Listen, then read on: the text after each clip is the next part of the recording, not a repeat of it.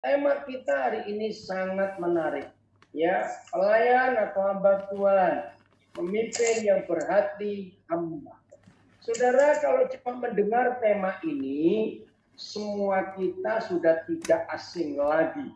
Tetapi kalau kita mau melihat tujuan utama, mengapa ada pelayanan model ini, pemimpin yang berhati hamba, maka kita akan berlomba-lomba, kita akan berusaha, kita akan berjuang. Betul-betul menjadi seorang pemimpin yang berhati hamba. Kita tahu bahwa dunia ini ya antara manusia dengan binatang, jelas yang membutuhkan pemimpin itu ternyata manusia. Maka itu di dunia binatang nggak pernah ada pilkada, apalagi pemilu. Manusia yang perlu pemimpin. Tapi kita lihat sudah dipilih sendiri, ribut sendiri. Maka itu kita harus tampil di tengah-tengah komunitas, di tengah-tengah keluarga, di tengah-tengah kehidupan gereja, dan semua segi kehidupan. Saudara dan saya harus menjadi pemimpin yang berhati hamba. Saya mulai dengan membaca ayat ini, Markus 10, ayat yang ke-41 mulai. Mendengar itu, Markus 10:41 mulai, mendengar itu ke-10 murid yang lain menjadi marah kepada Yakobus dan Yohanes. Tetapi Yesus memanggil mereka lalu berkata, kamu tahu bahwa mereka yang disebut pemerintah bangsa-bangsa, saya ulangi, kamu tahu bahwa mereka yang disebut pemerintah bangsa-bangsa memerintah rakyatnya dengan tangan besi, dan pembesar-pembesarnya menjalankan kuasanya dengan keras atas mereka. Tidaklah demikian di antara kamu, di antara kita, murid-murid Tuhan Yesus. Beda. Saya ulangi 43, tidaklah demikian di antara kamu. Barang siapa ingin menjadi besar di antara kamu, hendaklah ia menjadi pelayanmu. Dan barang siapa ingin menjadi yang terkemuka di antara kamu, hendaklah ia menjadi hamba untuk semuanya.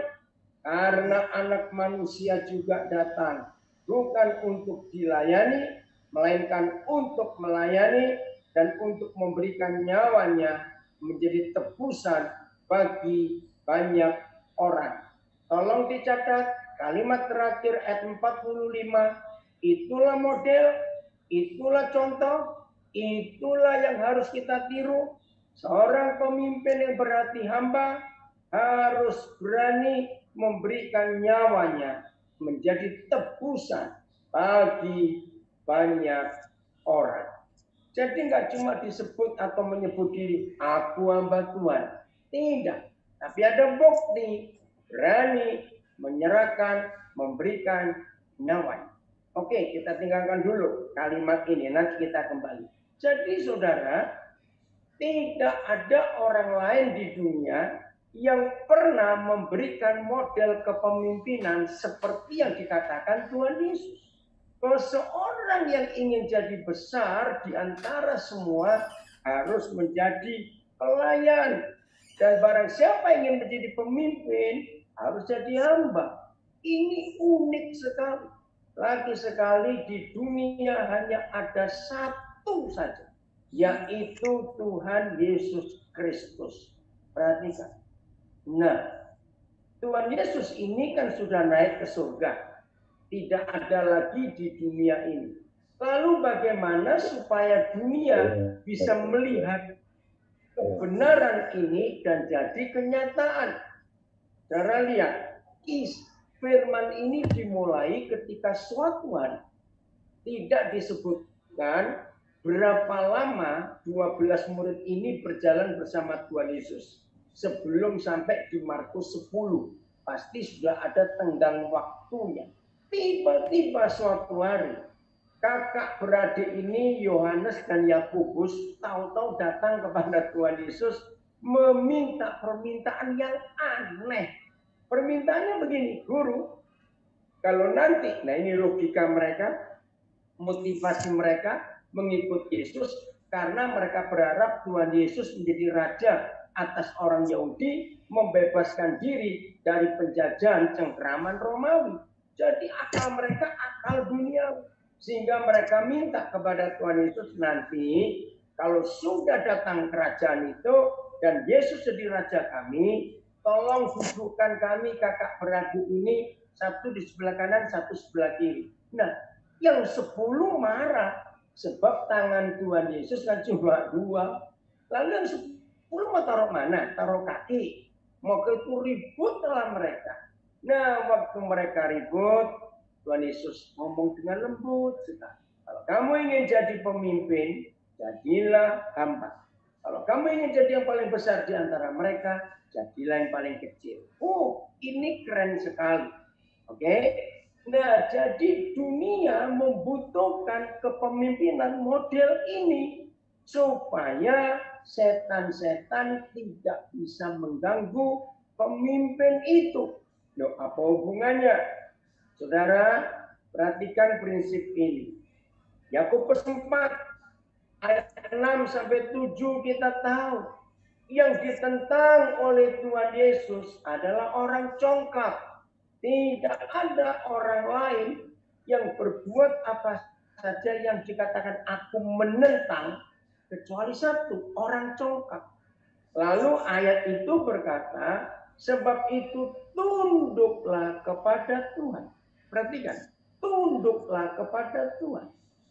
Apa arti kata tunduk? Rendahkan hati total. Jangan jadi bos. Begitu saudara dan saya tunduk kepada Tuhan, seperti yang dikatakan Yakobus 4, berarti terjadi kalimat berikut, dan lawanlah iblis, maka iblis akan lari daripadamu. Saudara, pengertian sederhana yang Roh Kudus pernah ajarkan kepada saya berapa puluh tahun yang lalu.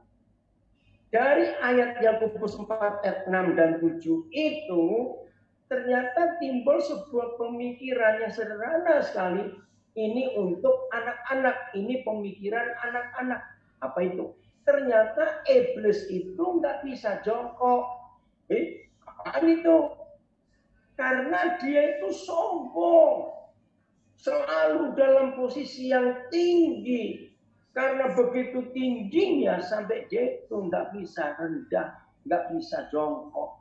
Nah, begitu iblis tahu saudara dan saya mau tunduk di hadapan Tuhan, tunduk dalam otoritas Tuhan, berarti kita betul-betul sampai ke tanah. Maka itu berapa kali dalam perjanjian lama, saudara kita dituliskan ketika mereka jumpa Tuhan, ada kalimat yang berbunyi, maka wajah mereka sampai ke tanah, mereka menyentuh tanah. Dan itu dilakukan oleh hampir semua agama di dunia. Cara mereka menghormati Tuhan mereka seperti yang tertulis di perjanjian lama. Tapi saya, kalau fisik saja kita kelihatan sujud sampai ke tanah, kepala kita, dahi kita. Tapi dalam hati kita masih tinggi hati, ya nggak ada gunanya. Nah, karena hanya orang yang mau tunduk kepada Tuhan, yang mau menghamba kepada Tuhan, yang mau diatur oleh Tuhan, yang mau diperintah oleh Tuhan, yang mau disetir oleh Tuhan, orang itu yang dapat otoritas untuk mengalahkan setan, maka setan akan lari daripada kita. Keren sekali bukan? Maka itu salah satu cara iblis menjatuhkan kita sebagai pemimpin. Nomor satunya ada lagi yang lain.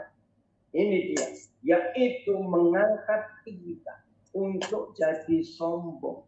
Maka itu kalau kita tinggi hati, tidak akan kita dapat perkenanan Tuhan. Dan kita tidak akan mendapat otoritas Tuhan. Dan pola sederhana yang umum orang tahu karena ini hukum alam. Air, ya, air selalu mengalir ke tempat yang lebih rendah. Tolong jangan. Maka itu kalau kita mengangkat hati kita untuk sombong, maka air nggak akan sampai kepada kita. Apa itu lambang air? Firman Tuhan, Roh Kudus, kuasa Tuhan, urapan Tuhan tidak akan ada di hidup kita. Jelas ya? Jadi tolong catat, setan nggak bisa jongkok. Maka itu kalau kita tunduk 100% kepada otoritas Tuhan, setan nggak bisa meraih kita. Setan nggak bisa ambil karena mereka terlalu tinggi posisi. Oke? Nah, jadi karena Tuhan Yesus yang memberitahu kita tentang kenaikannya ke surga, berarti dia tidak ada lagi di dunia ini. Nah, terus bagaimana dunia bisa melihat dia? Saya baca dulu 1 Petrus 2 ayat 21. Ya, 1 Petrus 2 ayat 21. Begini kata Tuhan.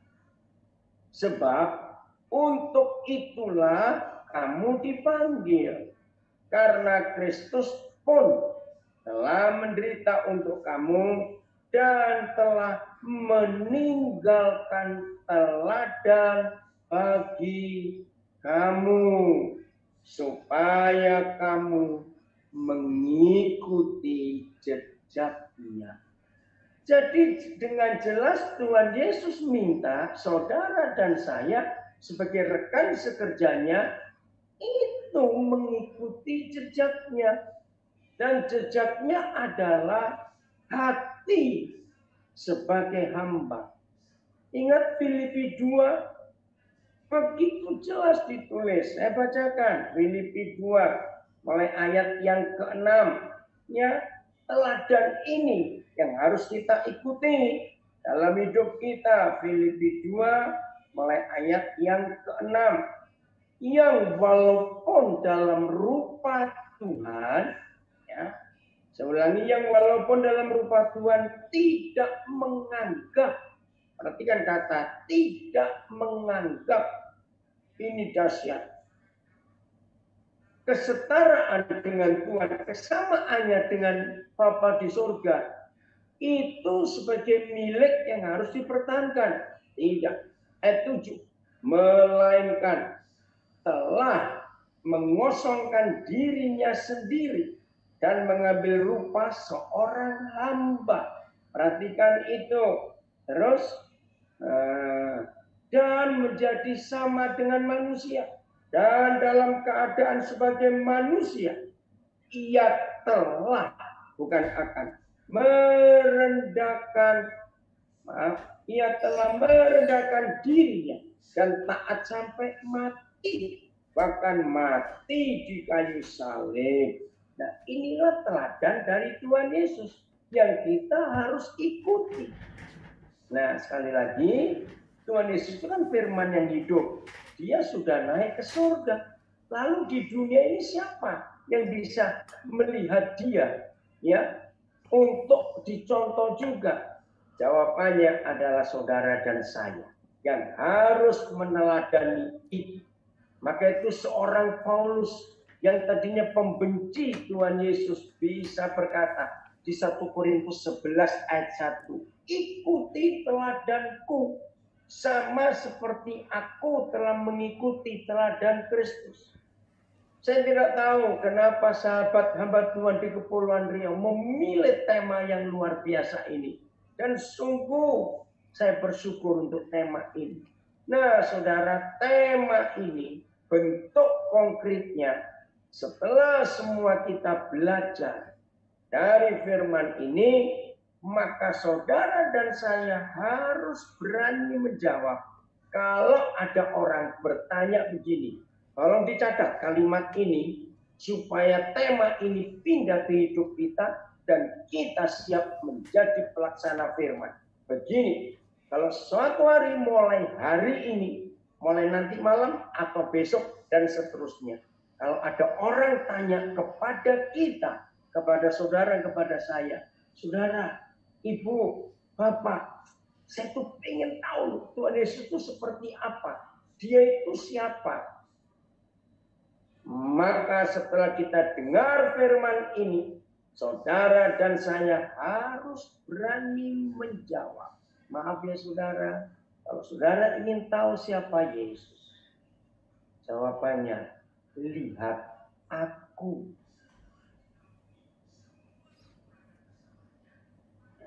Tema ini tidak akan jadi apa-apa kalau saudara dan saya belum berani menjawab ketika ada orang tanya kepada kita, saudara, ibu atau bapak, kami ini ingin bisa lihat Yesus, kami ingin bisa tahu Yesus. Maka kita harus berani menjawab mereka. Maaf ibu bapak saudara, kalau ibu bapak saudara ingin melihat Yesus, lihatlah saya. Tolong perhatikan. Ini tujuan kita belajar firman itu.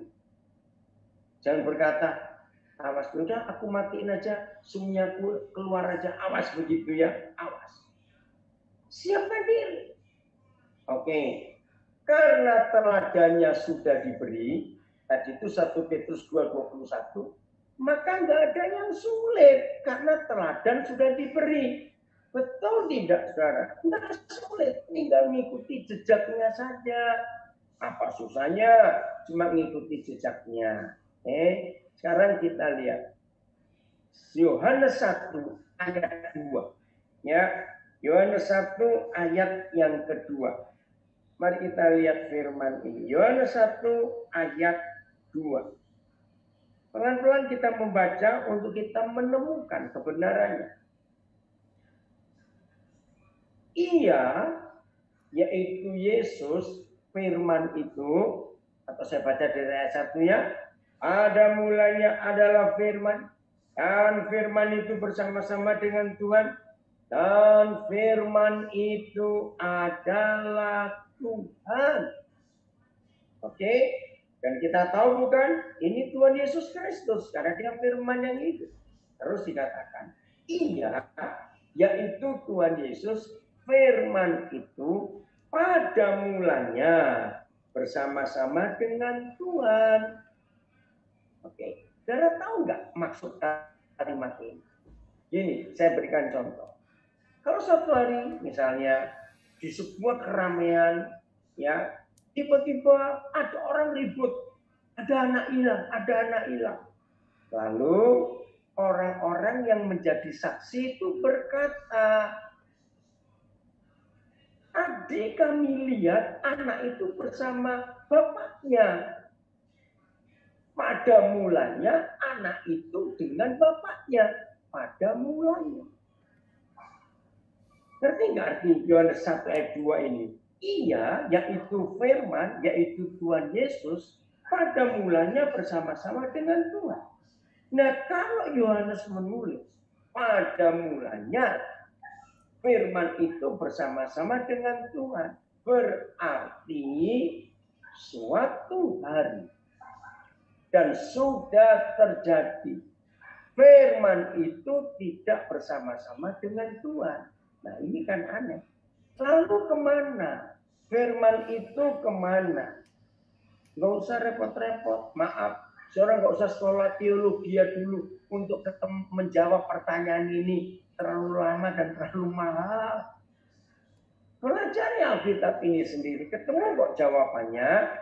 Nah ternyata jawabannya ada di ayat 14. Yohanes pasal pertama ayat 14. Maaf, tetangga kami punya anjing kecil jadi suaranya masuk, maaf.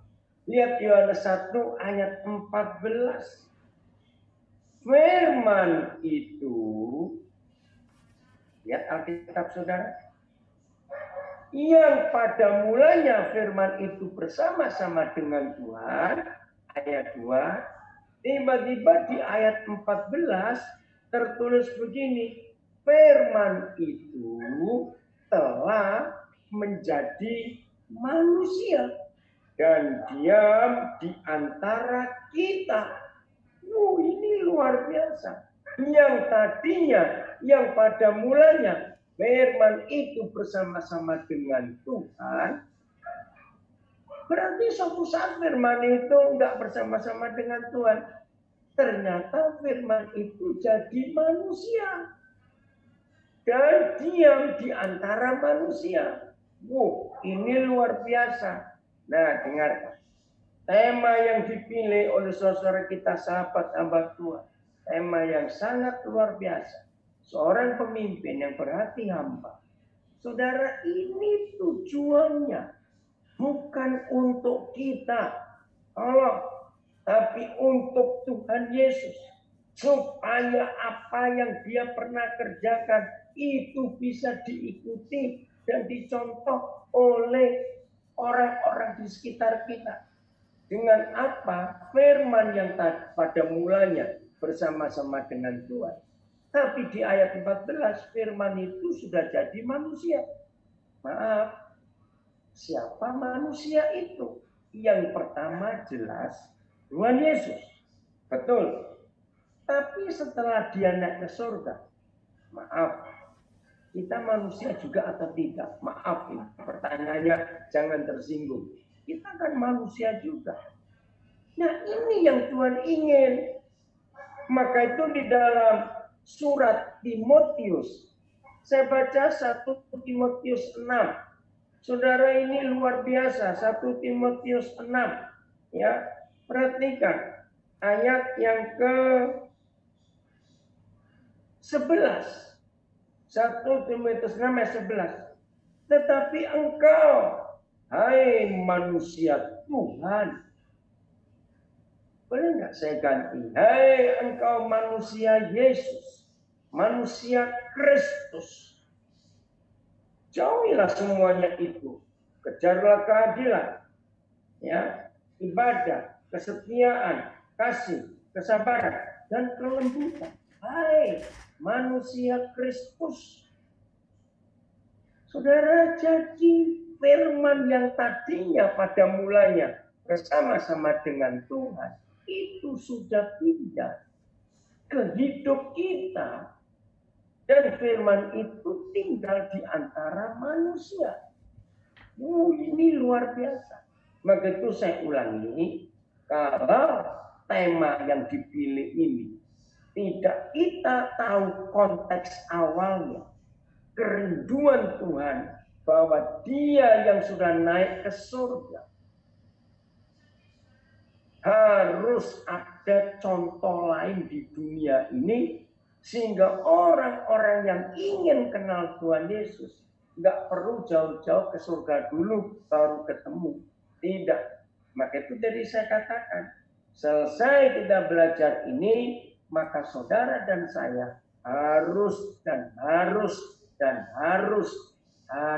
menjawab. Kalau ada orang tanya, kami ingin lihat Yesus. Seperti apa sih Tuhan Yesus itu? Maka saudara dan saya harus benar berkata, maaf saudara, kalau saudara ingin tahu siapa Yesus, lihat saya. Lihat saya. Jangan berkata, sombong kali kau. Enggak. Karena itu kerinduan Tuhan. Manusia Kristus. Manusia Tuhan. Itu istilah Paulus luar biasa. Oke. Saya lanjutkan dulu. 1 Yohanes 1 ayat 1. Ya, 1 Yohanes 1 ayat 1. Ini luar biasa yang tertulis ini. Kesaksian Rasul, ini judulnya. Kesaksian Rasul tentang firman hidup. Ini hebat.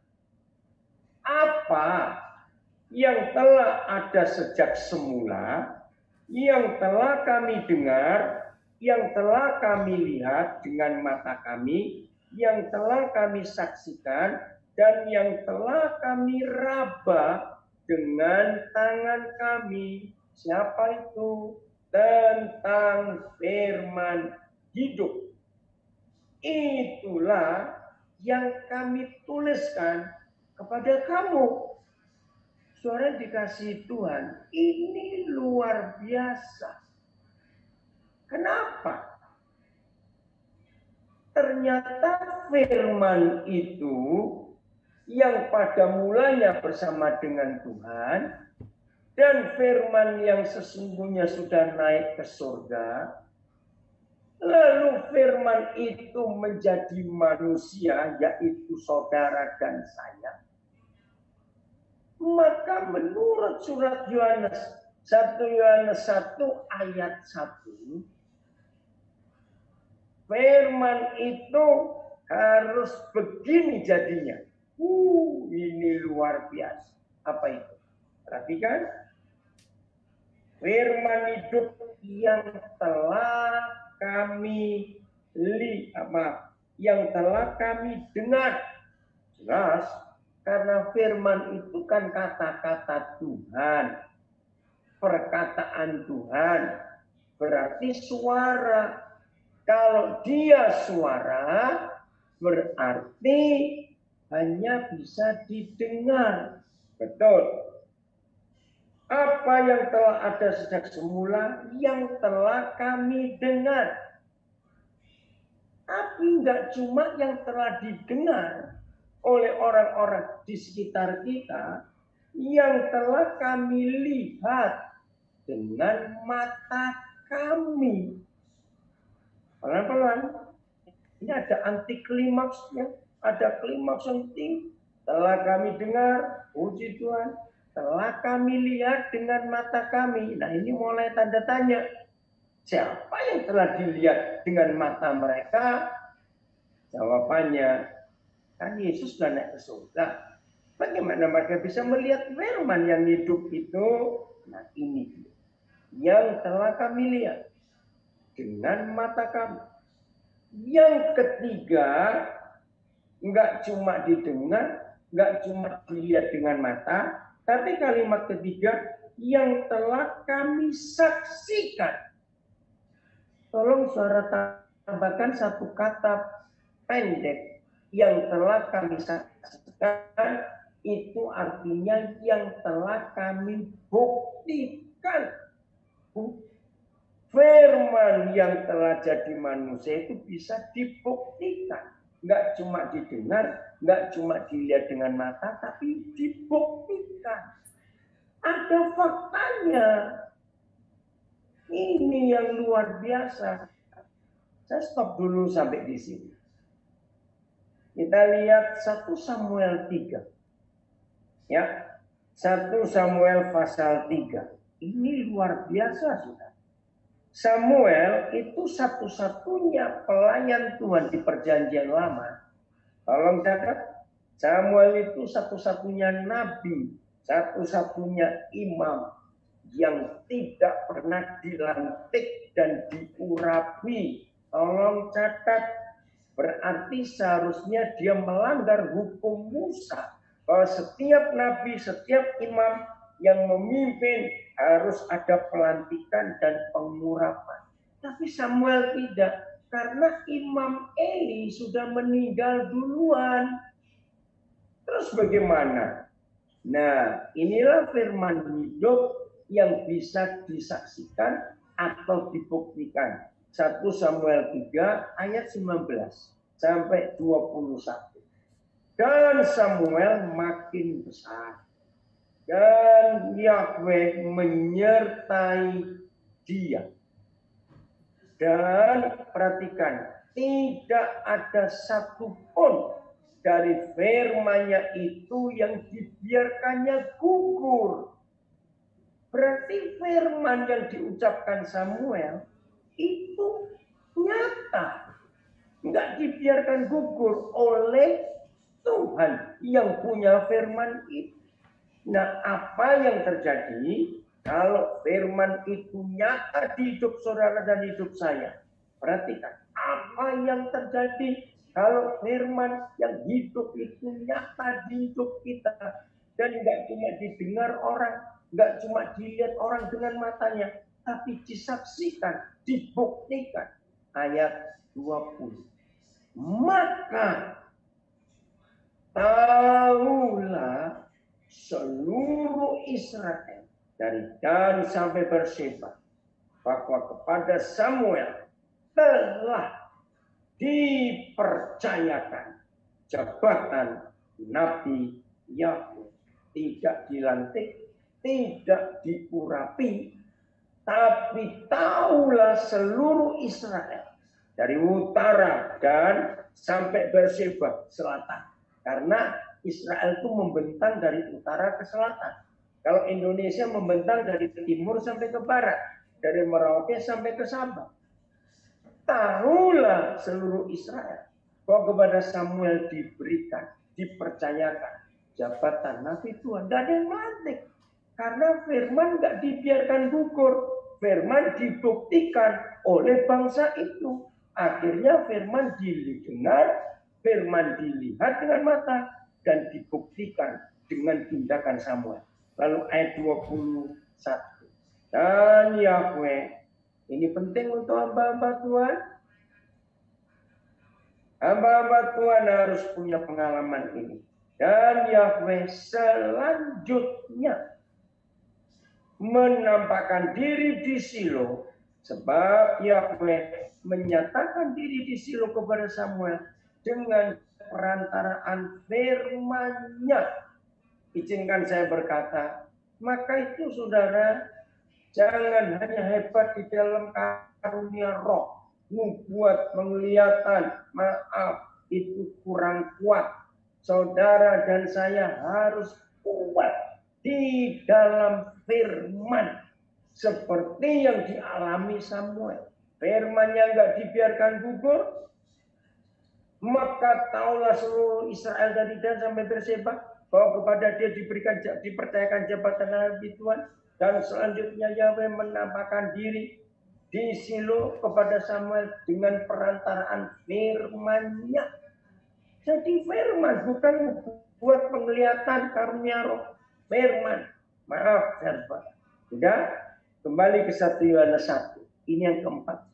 Setelah nggak hanya didengar, nggak hanya dilihat dengan mata, tapi dibuktikan. Yang ketiga, yang keempat ini sadis. Saya berkata begitu. Apa sadisnya? Lihat 1 Yohanes 1 ayat 1. Dan ini luar biasa. Dan yang telah kami raba dengan tangan kami tentang firman hidup itu. Saudara, saya ulangi lagi, jadi tujuan Tuhan kita belajar hari ini tentang tema seorang pemimpin yang berhati hamba. Karena orang-orang di sekitar kita harus bisa melihat Yesus dengan cara mereka mendengar Yesus berfirman, dengan cara mereka melihat Yesus dengan mata mereka, dengan cara mereka bisa membuktikan Yesus, dan mereka bisa meraba firman dengan tangan mereka. Jawabannya, maka saudara dan saya adalah wakil Tuhan Yesus di dunia ini. Yaitu kalau saudara dan saya berani memberikan nyawa untuk orang lain. Saya ulangi lagi Markus 10 ya, supaya kita tahu ini model kepelayanan yang luar biasa. Oke, Markus pasal yang ke-10. Kita harus melihat ini. 25. Begini kata Tuhan. Karena anak manusia juga datang bukan untuk dilayani, melainkan untuk melayani dan untuk memberikan nyawanya menjadi tebusan bagi banyak orang. Apa ini? Oke. Saudara, semua kita tahu Yohanes 3 ayat 16. Betul? Nggak usah disebutkan, kita semua tahu. Justru gara-gara ayat itu, Yohanes 3:16, saudara dan saya menjadi anak-anak Bapa di sini. Tapi, saya nggak akan lupa, 27 Desember 1983, hidup saya direvolusi oleh Roh Kudus. 27 Desember 83 itu akan saya catat sepanjang hidup saya. Besok tanggal 28-nya saya itu harus khotbah untuk pertemuan kudus. Jadi malam itu saya mempersiapkan diri. Tiba-tiba Roh Kudus merevolusi hidup saya dengan merenungkan 1 Yohanes 1 Yohanes 3 ayat 16. Nah, saya sudah tahu. Tapi Roh Kudus bilang, enggak Daniel, kamu belum tahu. Masa saya belum tahu? Saya sudah sering khotbah kok ayat itu. Perhatikan. Ditulis oleh rasul yang sama, yaitu Rasul Yohanes. Para bapak gereja yang menyusun Alkitab memberikan angka pasal yang sama, yaitu pasal 3. Dan ditulis di angka ayat yang sama, yaitu ayat 16. Tapi satu Injil, satunya surat. Nah, saya sombong karena saya pikir saya sudah tahu. Ternyata saya belum tahu. Maka itu saya bertobat. Luar biasa. Begini bunyinya. 1 Yohanes 3:16. Demikianlah kita ketahui kasih Kristus, yaitu bahwa Yesus telah menyerahkan nyawanya untuk kita. Ini jelas Yohanes 3:16. Tapi lihat kalimat berikut. Jadi kita pun wajib. Saudara yang punya bahasa Inggris, saudara baca. Ini luar biasa. Harus, tapi wajib. Bahasa Inggris pun nggak pakai kata must, tapi ought to. Saudara, ini luar biasa. Wajib, bukan harus. Wajib apa? Wajib menyerahkan nyawa kita untuk saudara-saudara kita.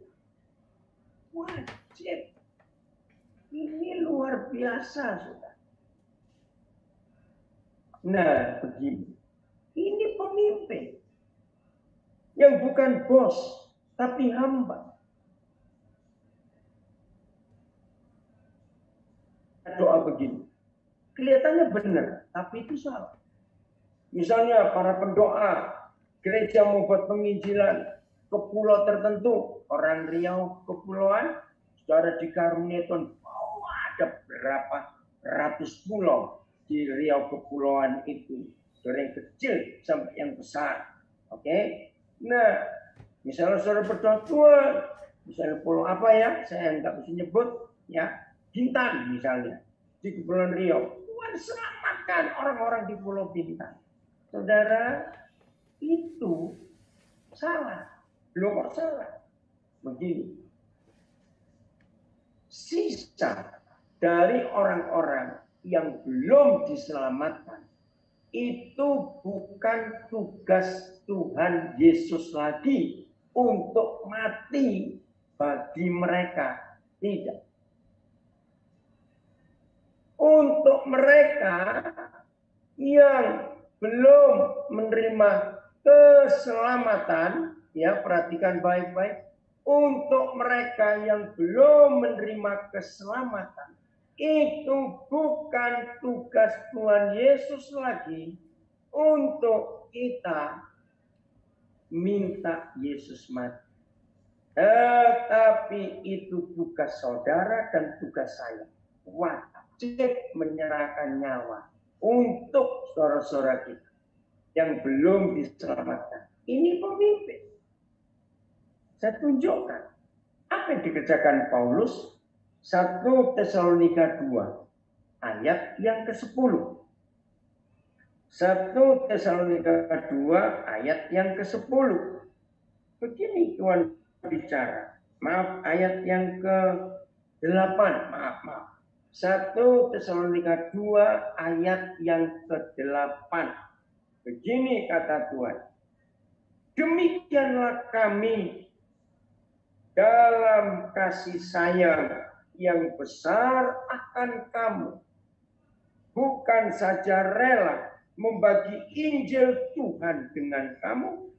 Jadi nggak cuma khotbah, nggak cuma memberitakan Injil, tapi juga hidup kami sendiri.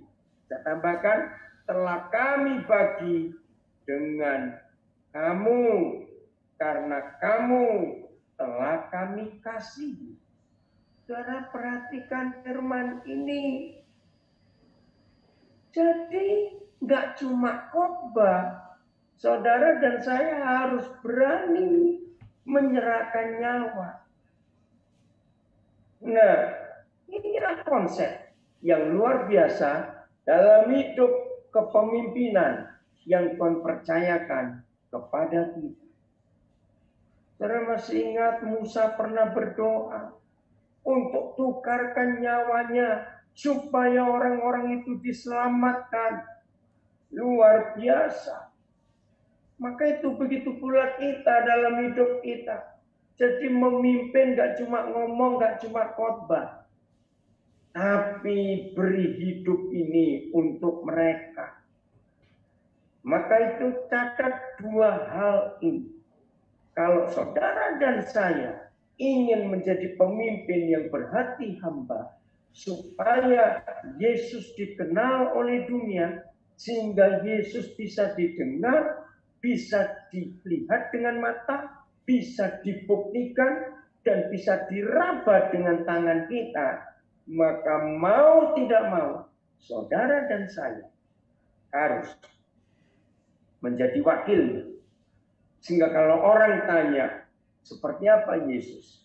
Kita menjawab, seperti apa? Apalagi sampai kita berani memberikan nyawa. Nah, tolong catat. Seorang pemimpin berhati hamba tidak boleh punya 2 sikap ini.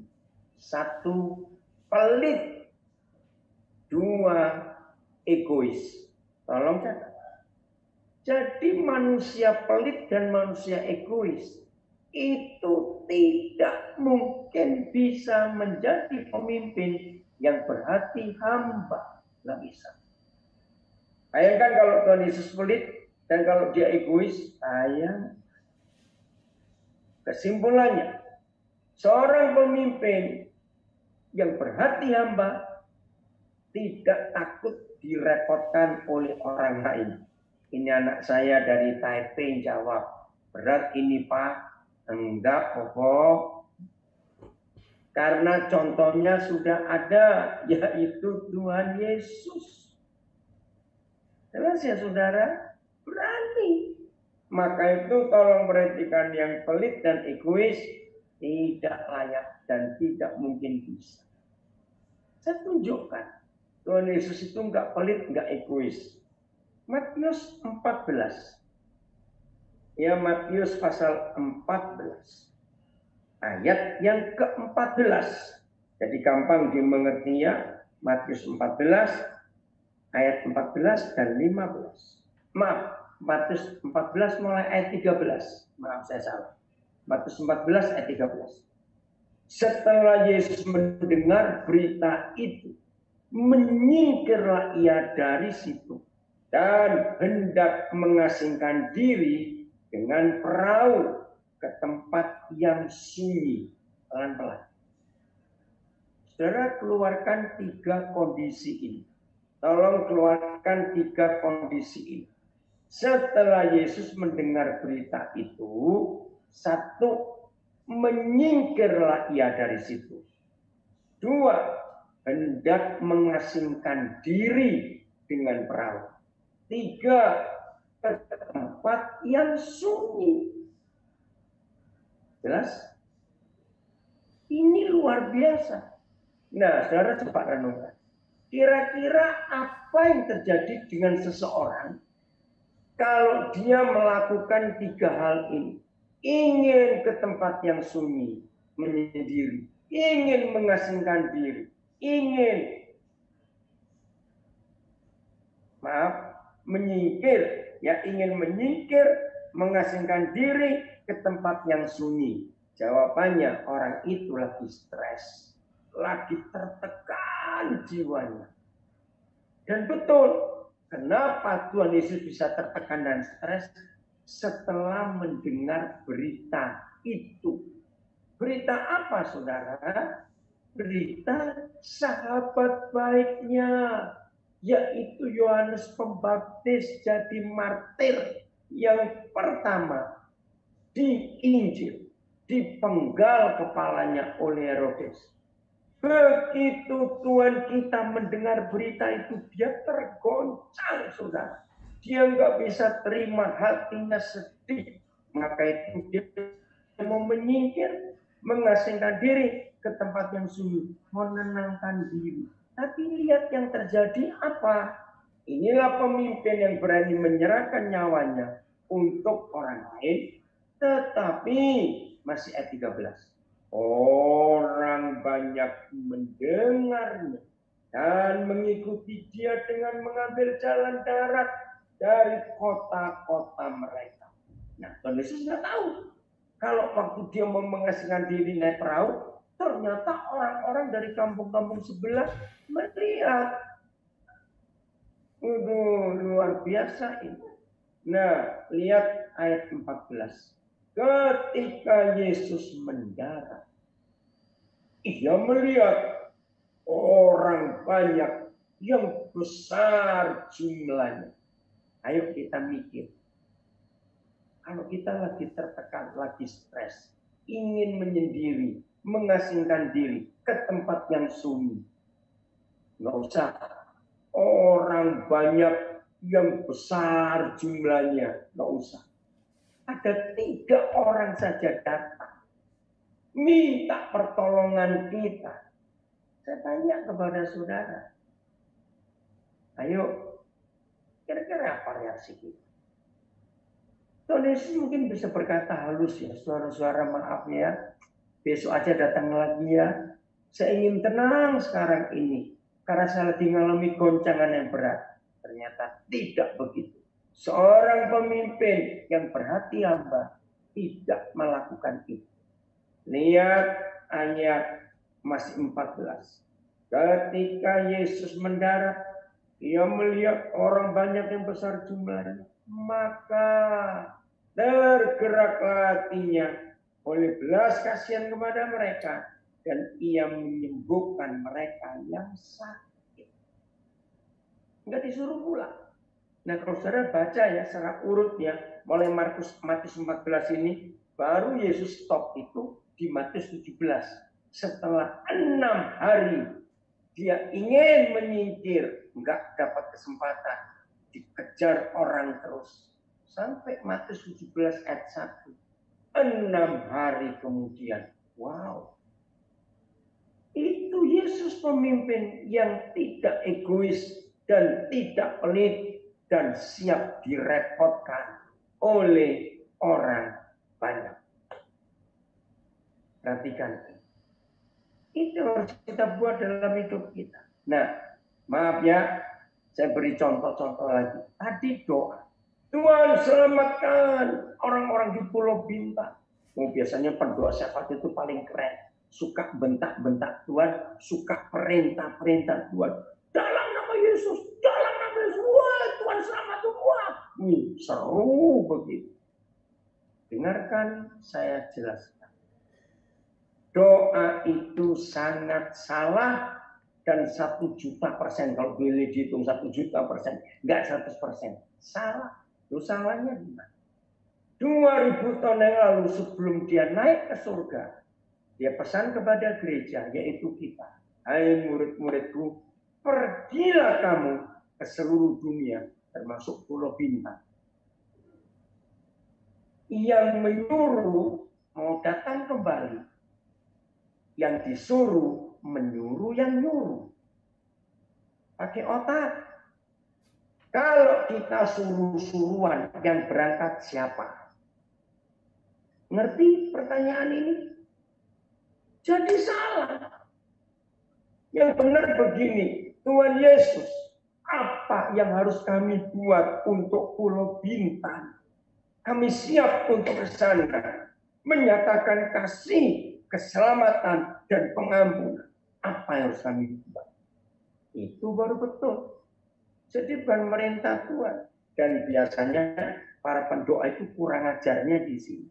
Setelah sebulan atau lebih selesai doa bulan yang lalu, pasti ngecek bukan? Siapa yang tahu kabar? Di Bintan sudah terjadi sesuatu belum? Ya maaf, ini anak saya telepon. Nah biasanya pendoa itu setelah sebulan atau lebih itu ngecek. Ada kabar nggak dari Pulau Bintan? Bagaimana itu? Maaf ya saudara, saudara tahu nggak arti ngecek itu? Kurang ajar kita ini. Kita ini ngecek Tuhan sudah kerja belum? Betul? Betapa kurang ajarnya kita. Tuhan kita cek setelah kita perintah selamatkan kita. Yang berikut, ini doa makan. Maaf saya minta maaf. Tidak sedikit yang doa makan begini, maka itu berubah mulai hari ini. Ayo Bapak Pendeta A berdoa untuk makan. Oke. Tuhan Yesus terima kasih untuk berkat makanan ini. Panjang-panjang banyak. Terus pasti ada kalimat begini. Tuhan berkati janda-janda, fakir miskin, anak yatim. Juga hamba-hamba Tuhan yang menghadapi piring-piring kosong. Berkati mereka. Sering nggak kita doa seperti itu? Dulu saya juga doanya begitu. Ternyata itu salah. Lu salahnya di mana? Dengar ya. Kalau kita sedang menghadapi makanan yang banyak, terus ingat orang miskin, janda, anak yatim, dan hamba Tuhan yang kekurangan. Terus kita doanya berkati mereka. Itu berarti di otak kita, di pikiran kita, di surga itu ada GoFood, ada GoSend, ada Gojek. Yang kita minta Tuhan kirim makanan ke mereka. Itu kan ngawur. Lo betul tidak? Yang doa betul begini. Tuhan terima kasih. Kami bisa makan sampai kenyang hari ini. Kami siap untuk jadi berkat buat mereka yang lapar dan kekurangan. Supaya mereka pun bisa kenyang seperti kami. Jadi kita yang berkorban. Bukan minta Tuhan lagi untuk memberkati orang-orang lapar itu. Ngerti nggak maksud ini, saudara? Ini harus kita ubah dalam hidup kita. Oke, 2 ayat lagi. Amsal 3 ayat 27 dan 28. Amsal 3. Ini pemimpin berarti hamba adalah pemimpin yang berani berkorban. Judulnya baik. Bagus. Ajaran untuk berbuat baik. Ya. Ayat 27. Saya akan ganti ada satu kata yang kurang jelas. Begini yang jelas. Janganlah menahan kebaikan untuk orang-orang yang berhak menerimanya. Padahal engkau mampu melakukannya. Jadi kalau saudara dan saya mampu melakukan perbuatan baik untuk orang yang butuh kebaikan Tuhan dari kita, maka kita harus melakukan karena kita mampu. Ayat 28. Janganlah engkau berkata kepada sesamamu, pergilah dan kembalilah, besok akan kuberi. Sedangkan yang diminta ada padamu. Jadi saudara, kalau Tuhan mempertemukan kita dengan orang lapar, jangan bilang suruh kembali besok. Tapi harus sekarang ini. Karena yang dia minta kita ada. Nah inilah pemimpin yang berhati hamba. Maka kalau saudara dan saya melakukan ini, hidup ini luar biasa. Teruslah. Maka itu selama COVID-19, saudara, saya pribadi, anak-anak saya ajari pesan makanan lewat GoFood, lewat GoSend, lewat Gojek. Nah, setelah kita pesan, ya nggak usah banyak-banyak, terserahlah kemampuan berapa. Sudah, kan biasanya GoSend-nya atau Gojeknya kan beritahu, Ibu, Bapak sudah selesai, diantar kemana. Nah, kami melakukan selama masa COVID-19 ini, nggak usah Pak, nggak usah Bu, itu berkat Tuhan Yesus untuk Ibu dan Bapak. Bawa pulang saja. Saudara, mereka senangnya luar biasa. Itu contoh kecil yang saya ajari anak-anak saya melakukan itu. Terus, bagaimana lagi namanya? Oke, mohon maaf Pak Daniel. Pak Daniel. Ini ada anak saya penting. Nah, jadi saudara, di masa-masa seperti ini, ayo kita jadi berkat. Amin. Apa yang ada pada kita, mari kita bagikan. Itu pemimpin yang berhati hamba. Dengan menyatakan kasih yang luar biasa ini, maka percayalah, dunia akan melihat Yesus lewat hidup kita. Katakan amin. Maka itu firman gak cuma didengar. Firman gak cuma dilihat dengan mata. Firman gak cuma dibuktikan. Tapi firman itu bisa diraba dengan tangan kita. Ini luar biasa, saudara. Dan dunia menantikan ini. Betapa jahatnya kita kalau kita hanya khotbah. Betapa jahatnya kita kalau kita hanya nyuruh Tuhan untuk menyelamatkan orang, memberkati orang, dan berbuat sesuatu. Betapa jahatnya kita. Yang mana harusnya kita yang melakukan itu atas nama Tuhan dan untuk Tuhan. Ayat terakhir, 2 Timotius 3, maaf ya, ayat 10. 2 Timotius 3 ayat yang ke-10. Harus berani kita berkata seperti ini.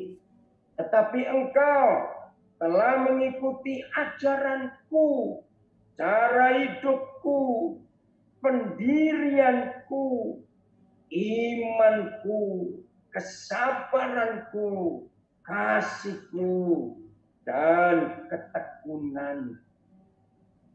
Hebat nggak firman itu?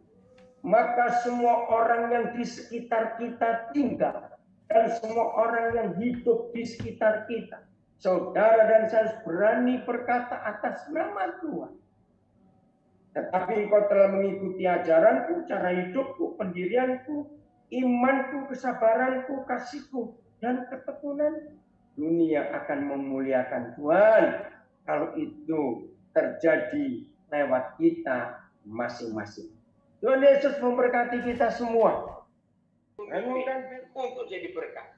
Jelas ya. Jadi jangan mau dibawa ke pemimpinan seorang egois, karena nggak akan maju nanti.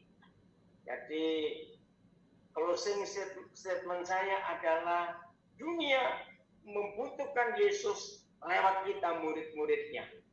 Maka kita harus berani berkata, ikutilah teladanku sebagaimana aku telah mengikuti teladan Kristus. Mari kita berdoa. Bapa yang baik, ini waktunya firman-Mu tidak tertinggal dan tertulis di buku yang kami sebut Alkitab. Ini waktunya kebenaran itu dinyatakan untuk dunia mengenalnya. Bukan lewat huruf-huruf yang mematikan.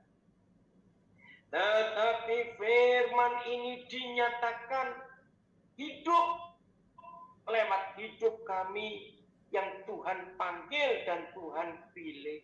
Supaya lewat kami, orang-orang di sekitar kami, khususnya yang belum tahu siapa Tuhan Yesus, mereka bisa mendengar firman itu.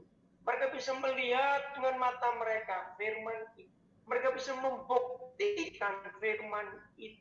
Dan akhirnya Tuhan, mereka bisa meraba firman itu dengan tangan mereka.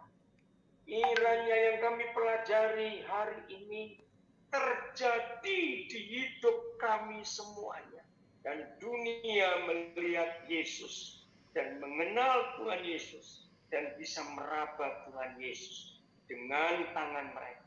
Bapak memberkati pelayanan Pak Stefanus dengan timnya sahabat orang sakit. Memberkati anak-anakmu di Riau Kepulauan, sahabat hamba Tuhan, termasuk anakmu Pak Luman Gaul di Malaysia. Terima kasih Tuhan. Ini kami mau berkata seperti Maria. Setelah firman itu didengar oleh Maria, dan hari ini pun kami sudah dengar firman, maka ini pernyataan kami. Jadilah pada kami seperti yang Tuhan katakan, karena kami adalah hamba-hamba. Maka dengan demikian, Roh Kudus akan merevolusi, merevival hidup kami semuanya, dan kami siap untuk menjadi pemimpin seperti yang Tuhan Yesus ajarkan. Terima kasih Bapak, urapan Roh Kudus atas kami. Di dalam nama Tuhan Yesus, ini permohonan kami Bapak. Haleluya. Amin.